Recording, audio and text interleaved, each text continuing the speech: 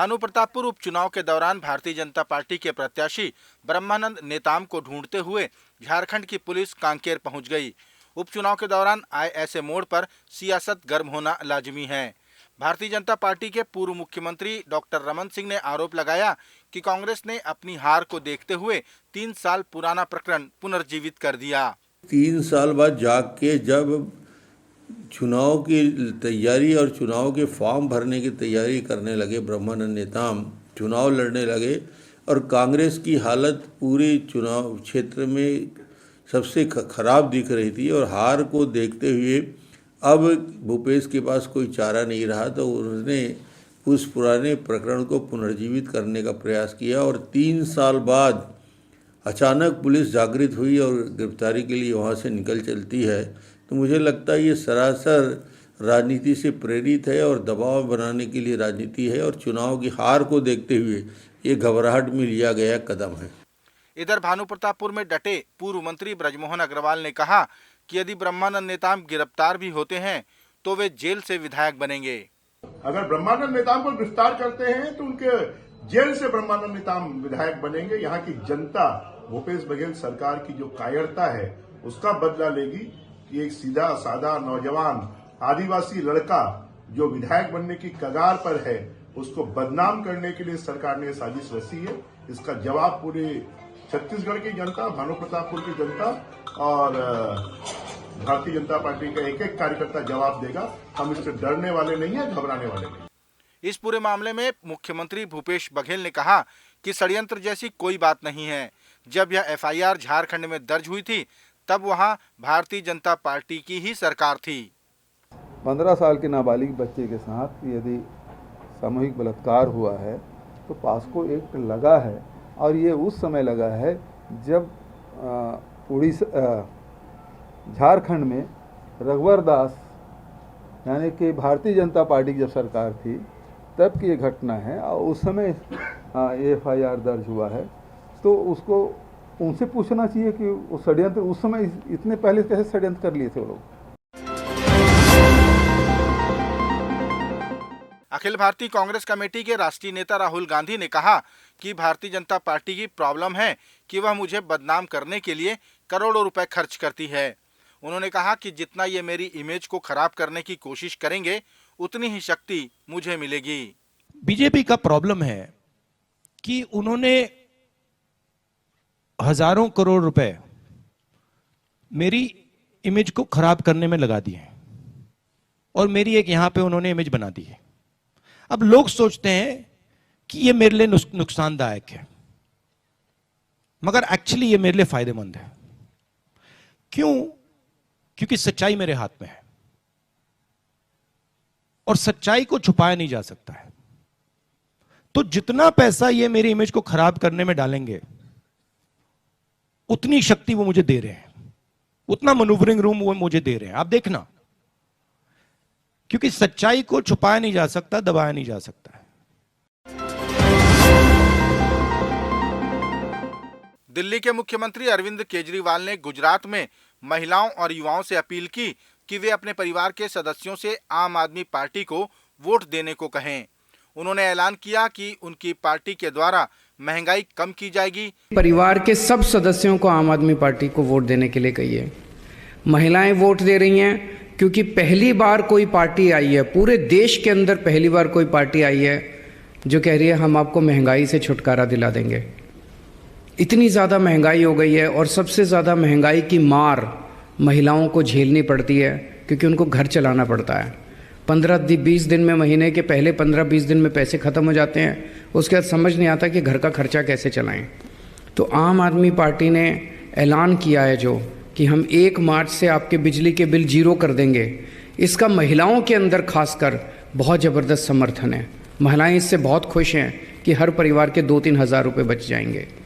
हमने जो ऐलान किया है कि हर महिला के अकाउंट में 1000 रुपये महीना डालेंगे, इससे महिलाएं बहुत खुश हैं। उन्हें लगता है कि महंगाई से थोड़ा बहुत छुटकारा मिलेगा।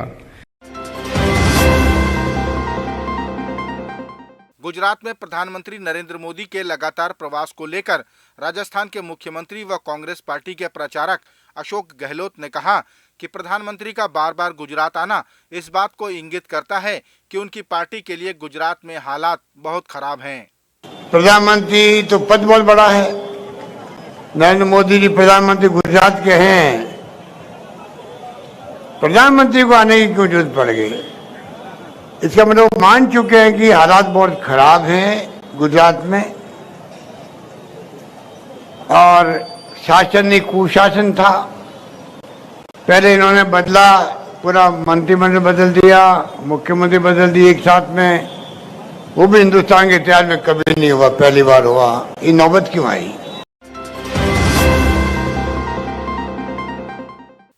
छत्तीसगढ़ के मुख्यमंत्री भूपेश बघेल ने स्पष्ट किया कि उनके राज्य के नागरिकों की सुरक्षा उनकी जिम्मेदारी है। अगर उसके लिए कानूनी मदद भी लेनी पड़े तो ली जाएगी, चाहे वो कोई भी हो। उन्होंने कहा, सेंट्रल एजेंसी भी अगर ऐसा कृत्य करती है तो वे पहले भारत सरकार को अवगत कराएंगे। मैं अपने राज्य के नागरिक की सुरक्षा देना मेरी जिम्मेदारी है, और यदि कोई भी दूसरे राज्य के हो, चाहे सेंट्रल एजेंसी हो या अपनी सीमाओं से बाहर जाके काम करे, तो कार्रवाई भी करने का हमको अधिकार है। और सेंट्रल एजेंसी है तो सबसे पहले भारत सरकार को ही अवगत कराएंगे कि भाई ये शिकायतें मिली है और इस प्रकार से हो रहा है और ये ठीक नहीं है। योग गुरु बाबा रामदेव द्वारा महिलाओं के पहनावे को लेकर की गई टिप्पणी पर बिलासपुर महिला कांग्रेस ग्रामीण की जिला अध्यक्ष सीमा घृतेश ने कार्रवाई की मांग करते हुए एक आवेदन राज्य महिला आयोग में दिया है। आवेदन पर संज्ञान लेते हुए राज्य महिला आयोग की अध्यक्ष किरणमयी नायक ने विधिक कार्रवाई करने के साथ इस आवेदन से राष्ट्रीय महिला आयोग को भी अवगत कराने की बात कही। योग गुरु रामदेव बाबा के द्वारा जो महिलाओं पर अमर्यादित टिप्पणी करने और कार्रवाई करने के लिए इस आवेदन को लिया गया है और इस पर विधिवत कार्रवाई किया जाएगा। इस प्रकरण को राष्ट्रीय महिला आयोग को भी प्रेषित किया जाएगा, क्योंकि राष्ट्रीय स्तर पर मुझे लगता है महिला आयोग को इसके ऊपर तत्काल संज्ञान लेना चाहिए। हम अपने छत्तीसगढ़ राज्य महिला आयोग के द्वारा इस प्रकरण पर संज्ञान लेंगे। छत्तीसगढ़ी राजभाषा दिवस के अवसर पर मुख्यमंत्री भूपेश बघेल ने अपने निवास कार्यालय में साहित्यकारों का सम्मान किया। इस दौरान राज्य गीत से शुरू हुए इस कार्यक्रम में छत्तीसगढ़ी को बोली से भाषा का दर्जा मिलने तक के संघर्ष को साझा किया गया। मुख्यमंत्री ने इस अवसर पर छत्तीसगढ़ी में रचित काव्य पाठों की किताबों का विमोचन भी किया। बोली तो बंज थे, लेकिन भाषा बनाए बर ओकर व्याकरण होना जरूरी थे, उनमें साहित्य रचना होना जरूरी है। तो वो काम लगातार हुआ थे। जिन शासन के तरफ से जिन मदद होना चाहिए तो मदद पहले नहीं मिल पात रही से। पहले तो राजभाषा बनाए बर ही हमन ला आंदोलन करेल पड़िस। रायपुर में, बिलासपुर में, दुर्ग, भिलाई में, धमतरी में, वर्मा जी वगैरह सब साथ में जाते रहे, हम शामिल हो रहे हैं। विधानसभा में 2 बार ले अशासकीय संकल्प लाए में है। पहली बार तो सरकार रीस, वर्तमान में जिन सरकार रीस है तत्कालीन पे मानिस नहीं है।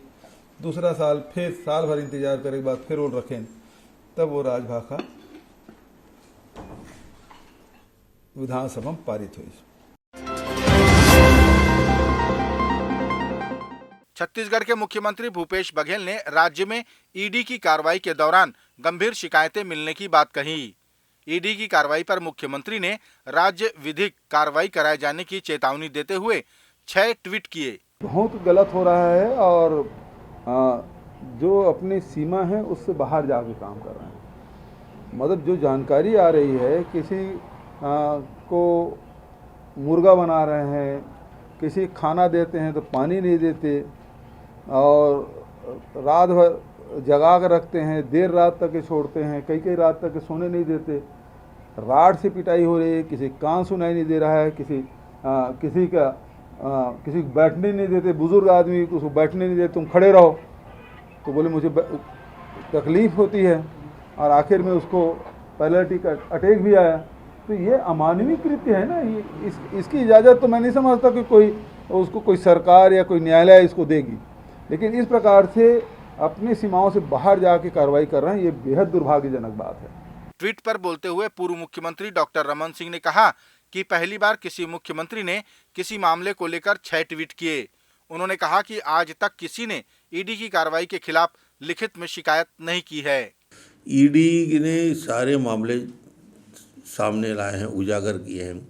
इतना बड़ा कोल घोटाला ईडी ने प्रमाणित किया है, दस्तावेजी प्रमाण है। लोगों को अरेस्ट पे अरेस्ट हो रहे हैं, आधे लोग जमानत पे हैं और न जाने कहाँ से जब रिमोट कंट्रोल का बटन दबता है तो भूपेश जी 6 ट्वीट एक साथ करते हैं। आज तक किसी मुख्यमंत्री को किसी विषय में 6 ट्वीट करते नहीं देखा। इतनी बेचैनी, इतनी घबराहट क्यों?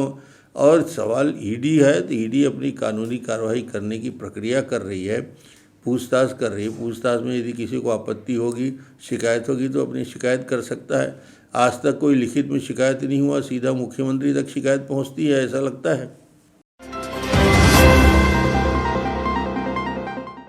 परिवार नियोजन में पुरुषों की भागीदारी में कमी को देखते हुए दंतेवाड़ा जिले में पुरुष नसबंदी पखवाड़ा शुरू किया गया।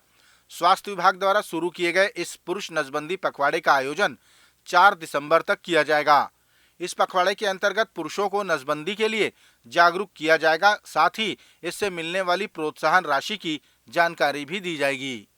इसका मेन उद्देश्य है पुरुषों को परमानेंट जो पद्धति है जिसे पुरुष नसबंदी NSB के नाम से जाना जाता है, उसके लिए प्रोत्साहित करना और साथ ही साथ में जो अस्थायी साधन है वो उसका भी ज़्यादा से ज़्यादा उपयोग करें। सरकार का हमारा जो थीम भी है कि पुरुष निभाएंगे अपनी जिम्मेदारी, परिवार नियोजन अपना कर दिखाएंगे समझदारी।